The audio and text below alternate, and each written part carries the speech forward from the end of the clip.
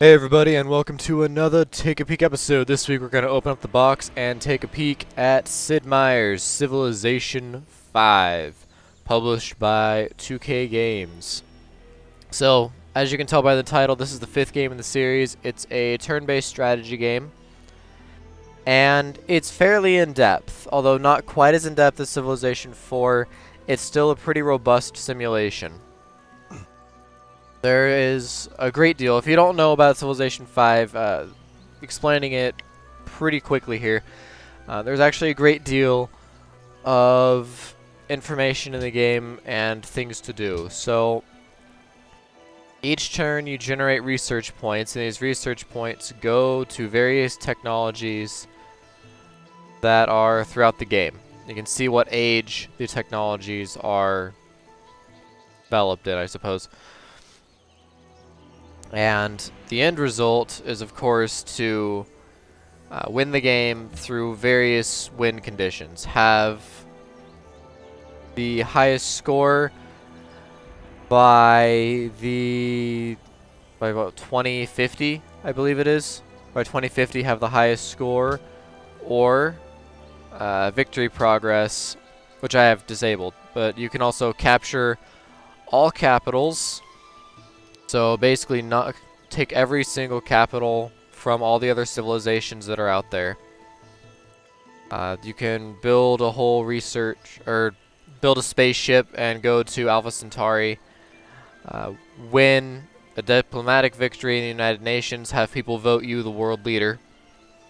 And win a cultural victory, which means your culture is so overpowering that everyone wants to be in your culture. So in this game, you can choose a wide variety of different civilizations. You can see I am Korea, and there is no North or South Korea. I am just Korea. There's Seoul and Pyongyang both here. But just in this one game, we have Attila from the Huns. We have Gajah from Indonesia. Ahmad al-Mansur of Morocco, Gustavus Adolphus from Sweden, Nebuchadnezzar of Babylon, that guy, and Montezuma from the Aztecs. And then hidden way over here is Pachacuti of the Inca. 8 civilizations in one game vying for control of this continent. I chose the world map. It randomly is generated. I chose it to be Pangea. So everyone's stuck on this one continent. This one continent is the only thing that exists, and we're all fighting over it. To reach those victory conditions I mentioned earlier. So, like I said, it's a turn-based strategy game. We're going to the next turn right now. You can see it's processing the different turns. And we'll see if I can show a little bit of the game. Okay. So these guys are workers. They go around and build all these little improvements. So pastures for horses, plantations for bananas and cotton and dyes and all sorts of different stuff. They build roads, they build farms, trading posts to generate extra gold, camps to capture animals, wild animals like ivory, elephants. The little workers will do everything. They can even build fortresses to station your military in. So this game initially received some complaints. It's the first game in the series to do a hexagonal grid, which is really cool. It opens up a lot more strategic opportunities, but it's also the first game that I need to switch that. That required units to no longer be on the same tile. So in previous civilizations, you could take this rifleman here and this cannon and put them in the exact same tile, and it'd be no problem. They would just occupy the same tile. In Civilization V, you can't do that. If I want to move this rifleman to where this cannon is, I can't. You know, I could move him here, sure, but I can't move him to where the cannon is. So, that received a lot of complaints, but at the same time, it also made the game more strategically interesting.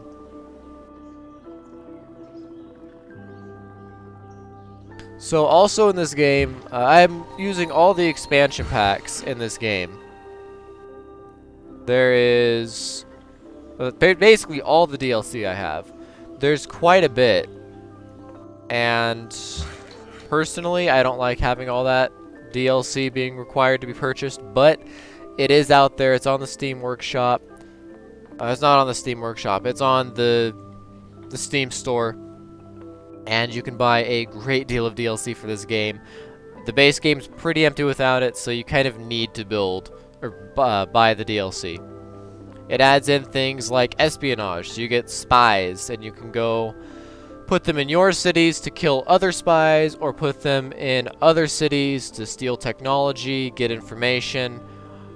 You can also turn your spies into diplomats, which are what these two are, and they'll just be going around and collecting information and giving helpful news for the World Congress, which is basically just the United Nations. It's everyone coming together, voting on some proposals that are proposed by the top two in the number of delegates that they have. And then just different things will happen based on it, such as like the world religion is Hinduism, but no one can get any happiness from spices, so spices are completely banned and can no longer be used, which is unfortunate. There are also these smaller city-states in the game, so Prague, Kuala Lumpur, and many, many, many more. Just like Civilizations, there are a ton of different city-states that you can find in any given game. I think there's like 52 or something. A huge amount.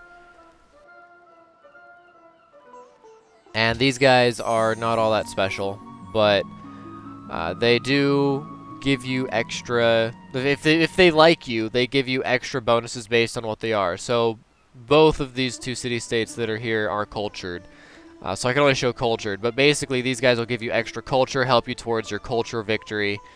And when they ask for like random quests, stuff to complete throughout the game, they are very irrational, so who knows what they're going to ask.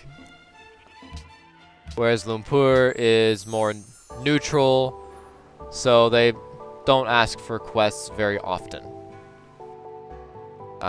If you ally with them, if you get them to like you enough, they will ally with you, and then they will help you in your war effort and give you the resources that they have.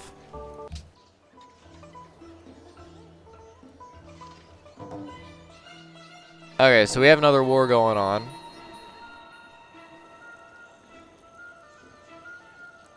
That jerk.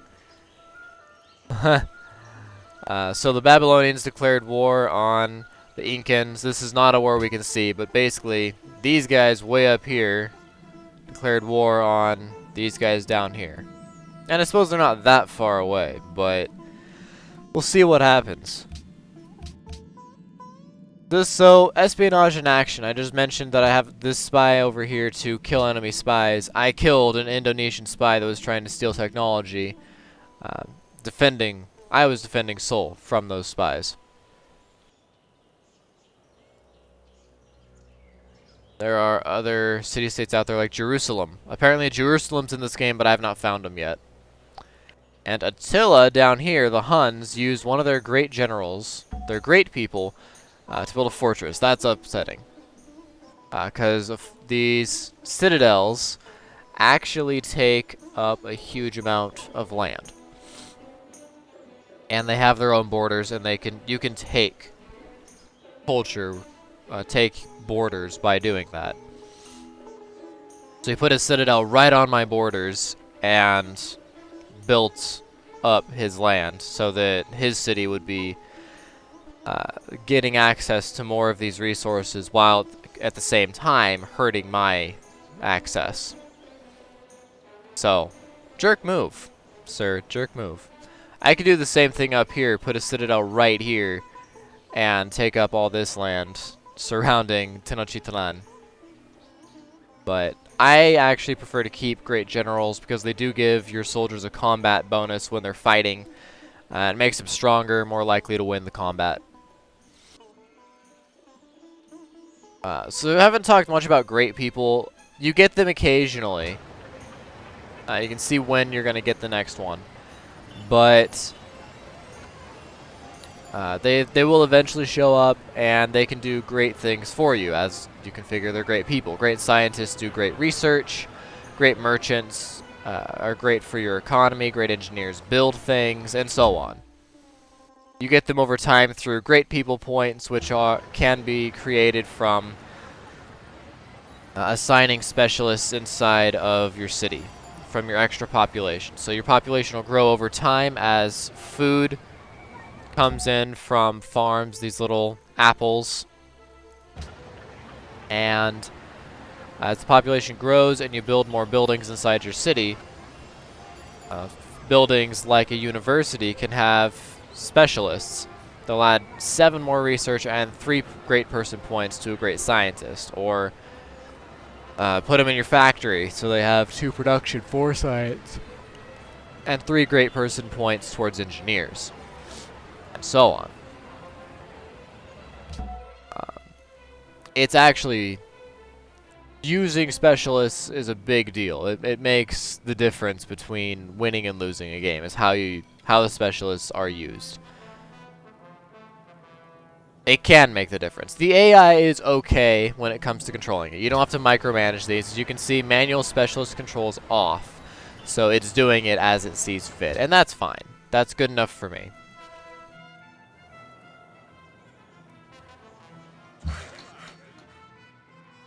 You can just chill there. So I mentioned earlier the cultural victory. This is your culture up here. And occasionally you'll get a social policy as you get enough culture. So my next policy is going to be in 31 turns. These are all the social policies you can get.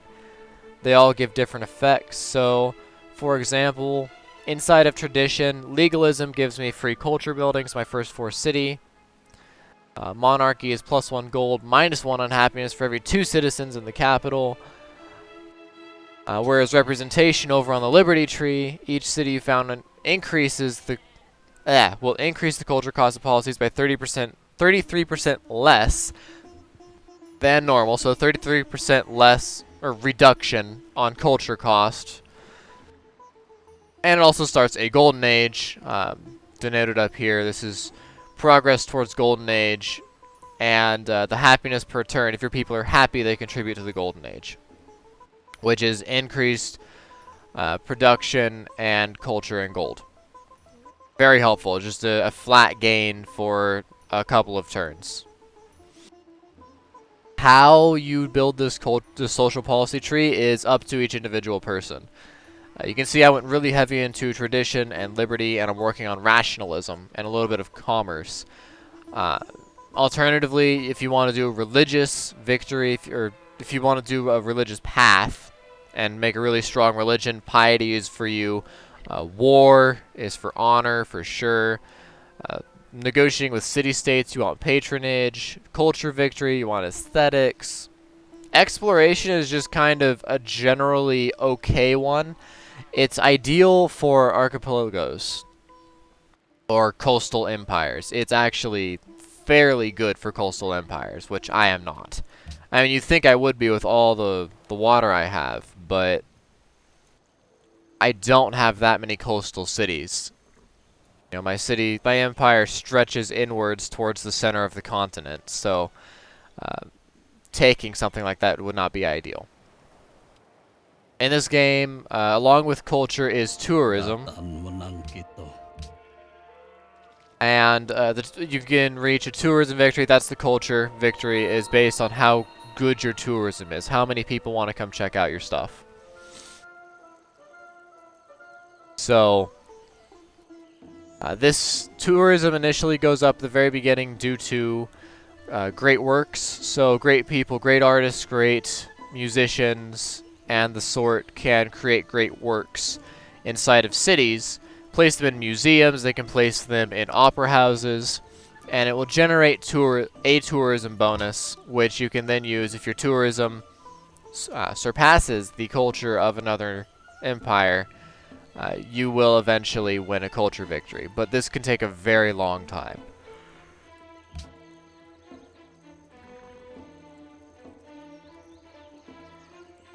Up here as well, there is a whole bunch of different resources: iron, horses, coal, aluminium or aluminum. It also depends on how much tech you have. So additionally, there will be nothing up here. I've researched techs that allow me to see iron and horses, and then much later in the game, coal and aluminium, and then there's also oil and uranium. And in order to build a unit that requires a unit or building that requires this resource, you have to have that resource. So you can see I have a coal mine here. There's 7 coal here, but I only have 3 coal left. It's because I've used 4 coal.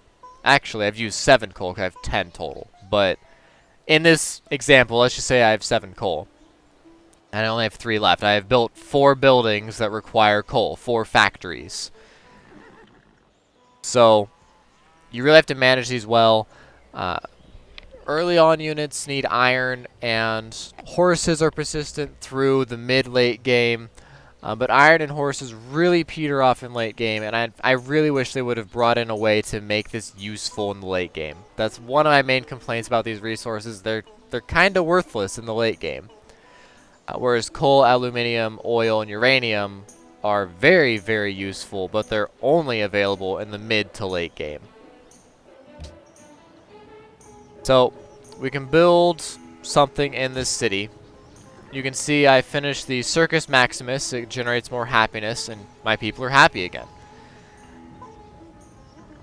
There are a ton of buildings to build, and each of them has their own special ability. So Amphitheater adds more culture, but it has maintenance. Pretty much every building has maintenance, and the better the building, the higher the maintenance.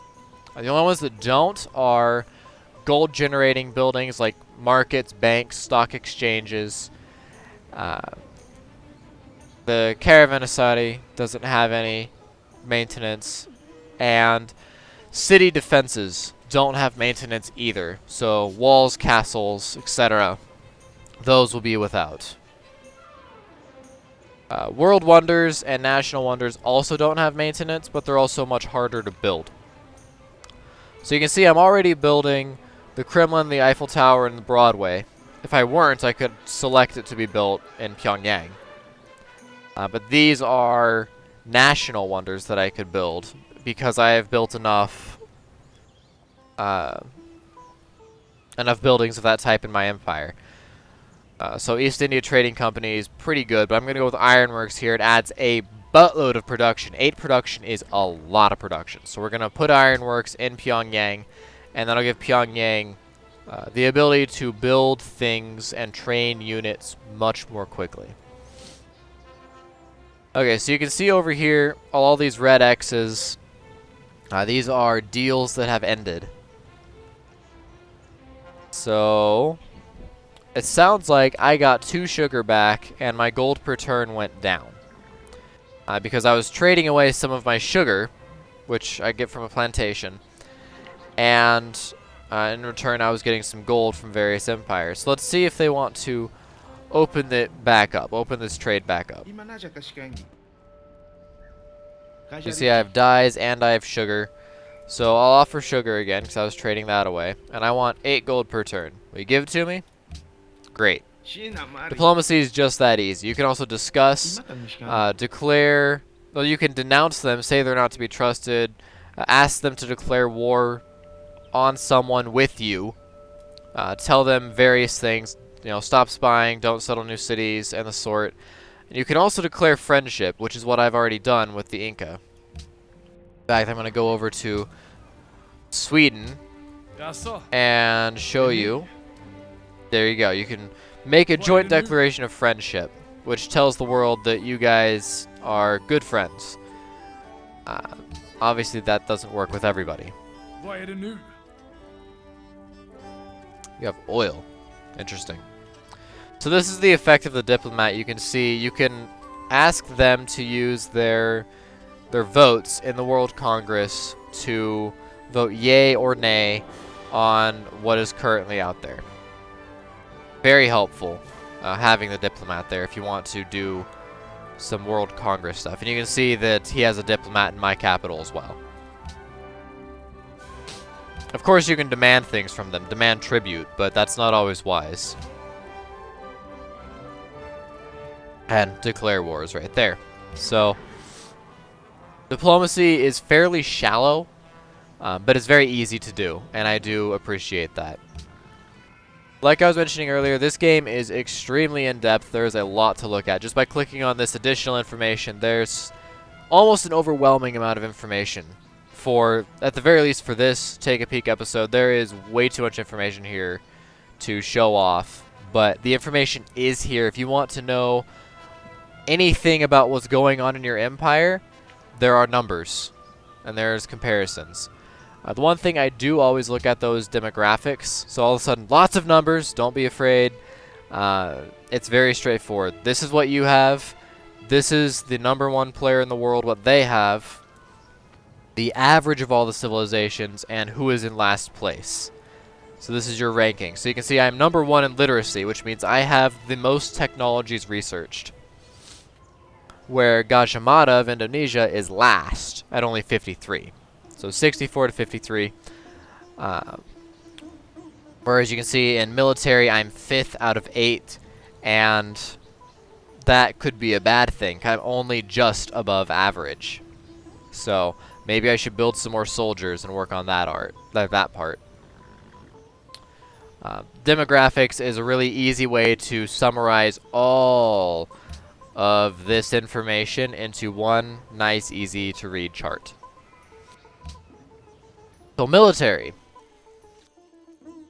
You can see I have riflemen, and I have cannons, and I have crossbowmen, and I have lancers, and Gatling guns. I mean, it's like a very, very wide amount of unit types that I have in my military. So you can actually build different ones. These are all mostly out of date. But you can use gold to give them new equipment. So, for example, this rifleman right here, I can upgrade him to a Great War Infantry for 135 gold, which is a great deal of gold, considering I'm only making 42 per turn. But, you can see his strength is 34, now it's 50. Upgrading your units is definitely worth it. But, it does cost a lot of money, so you have to be prepared. And just by upgrading these units, my ranking in the military will go up. You won't see a difference this turn, but next turn it'll be higher than 126,000.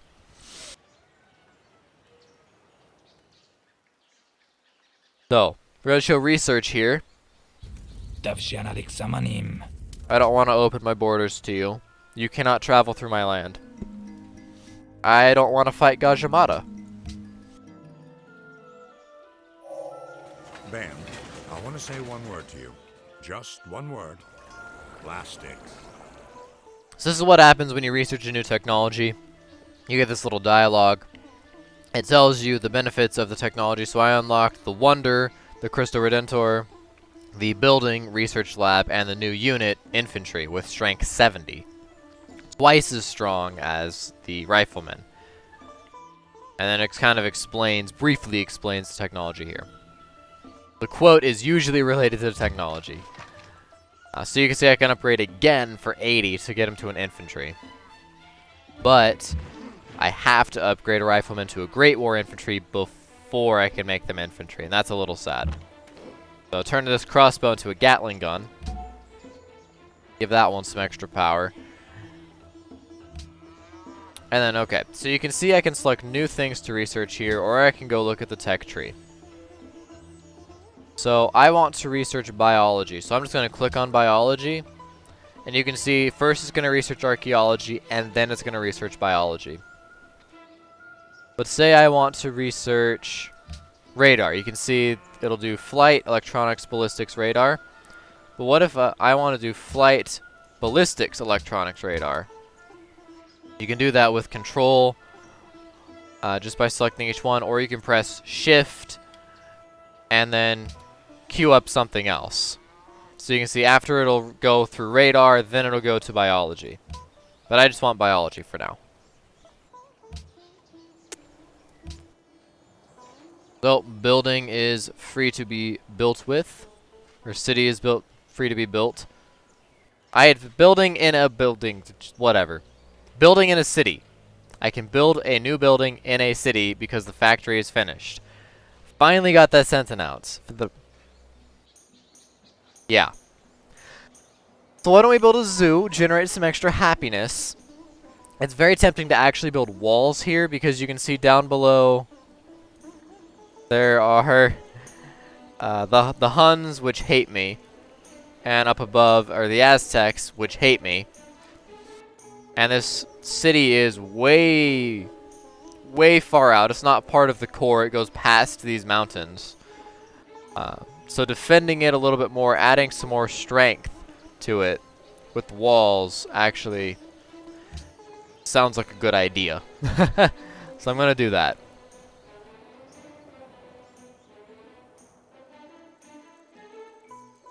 So there's really not too much to work here. So this guy is asking for a declaration of friendship. I don't want to be friends with Indonesia. They are hated and they are weak. But there's not too much more to say about this game without droning on for hours and hours and hours.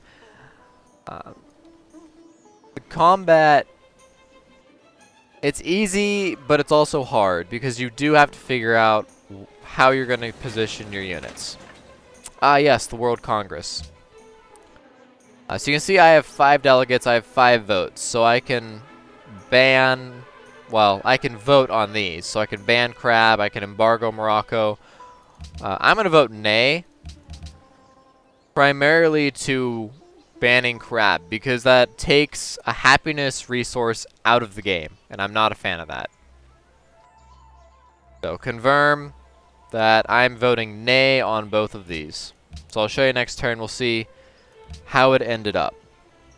Okay, the walls are done. I could build now a castle, which makes it more powerful. So you can see it went from 60 to 65. Having units in your city will also up the power of the city. So I'm going to build a castle next, and that'll add 7 more defense. So it'll go from 65 to 72. So let's go ahead and do that, and that'll make it very powerful. You can see Tenochtitlan is 74, but it's also built on a hill, which does also give a combat bonus, a defense bonus, and a range bonus for units that have range. So, for example, cannons. It has a 2 range. If it's on top of a hill, it can hit most everything around it. If it was, well, I think I can show you. If I'm down here, yeah, you can see it has 2 range, but it can't shoot this tile because the hill's in the way. Whereas this guy can shoot everything, regardless. So, hills are very helpful for defense. Another thing to build, huh? Well, why don't we get a windmill started? That'll add extra production. Windmills cannot be built on hills, by the way. One thing I've not talked much about is the Navy. There is a Navy in this game, and having a Navy is very important, but it can also be very difficult to use properly when... There, that's as far in as I can zoom in. On a map that's a Pangea type map, so... Don't be too concerned about navies on Pangeas, but on different maps where there's continents or islands, navies can take a city without ever having to set a rifleman down on the surface. Now, that's one of the big changes from Civ 4 to Civ 5 is navies can take cities without needing any infantry units. Typically, you need an infantry unit to walk into a city to take it, but not in Civ 5. Not for coastal cities. Obviously, a navy cannot go up here and take Tenochtitlan. They can't get there. So you need some sort of military, but it works out well. So let's look at the result of the World Congress, and then we'll wrap up this episode. There's a lot to say. There's also not much to say. As with every game, there is... every game I show, there's a lot of complexity. Okay, so I just researched archaeology, and biology's almost done already. One more thing I forgot to mention that you can do for trading is, if I scroll down, it's research agreements. Okay, so Prague now has a quest out there that they want gold gifts. So go to Prague, give a gift of gold, and it will have extra influence on them. It'll be extra powerful. Or in Lumpur, who can generate the most culture in a set amount of turns. So they have 20 turns, who can generate the most culture. It looks like I'm currently in the lead. I produce the most in the world right now. So if everything goes as planned, in 20 turns, I will complete the quest, and Lumpur will like me more. They'll be in awe, as the game will say. So the Aztecs are no longer protecting that city-state as well. And the Babylonians and the Incans are at peace again, just that fast. I'm not going to talk about all these antiquity sites. It's just not worth it. I would sit here for another 5 or 10 minutes talking about antiquity sites and how they play in. But do know they exist. You can get them with archaeologists, and you can send the ancient ruins that are antiquity sites into your cities to generate more tourism and to generate more culture. So they're very helpful if you're going for a culture victory. Otherwise, you can just ignore them. So enact ban luxury crab was not passed. There were enough nays. And we are not embargoing Morocco. In fact, everyone voted nay to embargo Morocco. Some yays from Sweden to ban crab. So it looks like my 3 nays definitely made the difference there. And this city demands whales. So if we get whales, then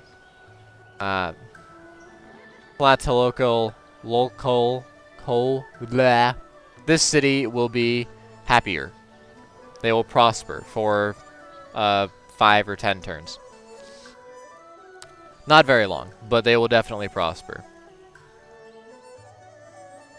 Anyways, guys, you can see I can keep rambling. There's so much to talk about. Like, I can just keep talking and talking about this game, about these special buildings, special improvements, about how you can't walk over mountains unless you're the Carthaginians and they have the special ability to walk over mountains.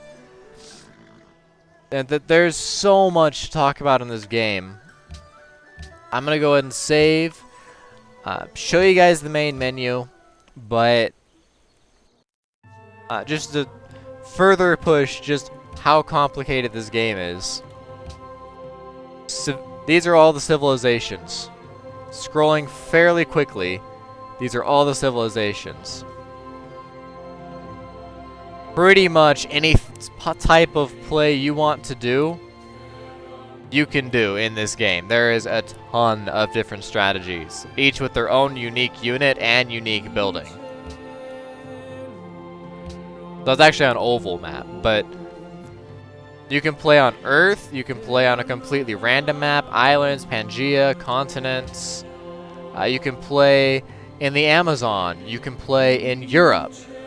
You can play special weird maps like Four Corners, or flat maps like Great Plains, where it's just like a north-south battle type thing, or hemispheres for team play. You can play in an ice map. I mean, there's anything and everything. West versus east, north versus south, Earth-like maps that's not Earth, a completely, not even archipelago, just islands everywhere, just only island map. There is so much to do. There are 8 difficulties. From King onwards, the AI cheats. At Prince, they're on the exact same level you are, but from King onwards, they get a bonus, and it makes them... They get like economic bonus, happiness bonus, military bonus, technology bonus, everything for onwards. Anyone that can beat deity truly is a deity at Civ 5, because I have a hard time with Emperor. I can beat Emperor, but it's freaking hard. I usually only play on King because it's fun, but it's also hard. And I'm playing it quick because that's what most people play in multiplayer. They don't have the time to sit down for a long game. My favorite, though, is Marathon. The game is extremely long at Marathon, but it makes every technology extremely important. Every single thing you do in Marathon is of the utmost importance, because you can't go back and change it and have an instant change within a turn or two. No, you have to wait another 10, 20, 50 turns to reverse any damages you may have done. Whereas Quick is just like one turn, one turn, one turn, one turn, right after another. Very easy to reverse damages. Marathon is not that way. It's very long, very hard. But it's very fun, I would say. And of course, map size. Forgot to talk about map size. Anything from dual to huge. 12 players, 24 city-states. And you can actually go into advanced to be more complicated. Turn that 24 to 41. And that 12 to 14. You can have 14 civilizations. Oh no, here we go. 22 civilizations. Won't let me add any more, will it? 22 civilizations, 41 city-states on a huge map. It would be very chaotic, and the great chance that you would never meet half of the world. The World Congress may never exist in a situation like this, because you have to know everybody for the World Congress to exist. But for those that want to play this way, it's very possible. I'm not going to. No thank you. It sounds a little bit too big. There are scenarios.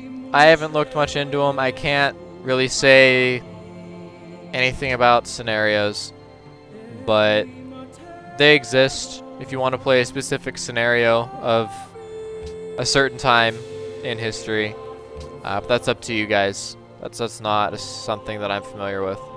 The tutorial is really good. If you're new to Civ, play the tutorial. It's very good. You can just do play now and just set something up right away. It'll just go. But the Civ 5 does have mod support. And you always have to accept before going in. I have no mods installed, but you can always get mods from the Steam Workshop. There's a huge modding community, so if you don't like the base game, check out the mods. Just understand that you cannot take the mods into multiplayer unless they have the exact same mods you do. And as with every Civilization game, you can do hot seat multiplayer. So if you want to have a whole game with a bunch of your friends and you only have one computer or one copy of Civ 5, no problem. Do hot seat. Everyone can play their turn on that computer, and you can get through a whole game that way. Standard is just going into multiplayer. There's local network and internet, so you don't have to have an internet connection. And you can set it up just like a normal game. You can even make it private, choose the DLC you want in, choose the mods you want in. So, do check it out. There's always a game that's open and ready to be played.